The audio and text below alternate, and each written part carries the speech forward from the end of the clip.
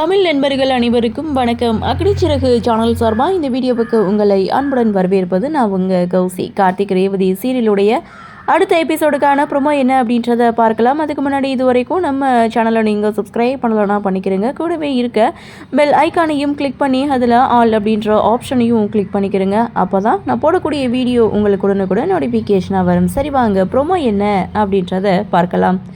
ஃபேக்ட்ரியில் ஒர்க் பண்ணுற ஒட்டுமொத்த தொழிலாளர்களும் சாமுண்டீஸ்வரி வீட்டுக்கு வராங்க.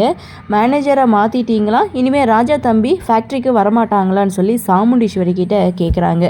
சாமுண்டீஸ்வரியும் ஆமாம், என் தங்கச்சி சொன்னது உண்மைதான், அவன் இனிமேல் இங்கே வரமாட்டான், அவனுக்கும் நம்மளுக்கும் எந்த ஒரு சம்மந்தமும் கிடையாது, அதனால தான் புதுசாக மேனேஜரை அப்பாயின்மெண்ட் பண்ணியிருக்கோம், இவர் தான் புது மேனேஜர் அப்படின்னு சொல்ல, அது ஒன்றும் இல்லை, அவர் இருந்தால் நல்லா இருக்கும், அவரை வேலைக்கு வர சொல்லுங்கள், எங்களுக்கு ஒரு பிரச்சனைனா முன்னாடி வந்து நிற்கிறது ராஜா தம்பி தான், அவர் இருந்தால் ரொம்பவே நல்லா இருக்கும் அப்படின்னு சொன்னதுமே இங்கே சாமுண்டீஸ்வரி பயங்கர கோவத்தோடு நின்றுட்டுருக்காங்க. அடுத்து என்ன நடக்கும் அப்படின்ற எதிர்பார்ப்போட ப்ரோமோவை முடிச்சிருக்காங்க.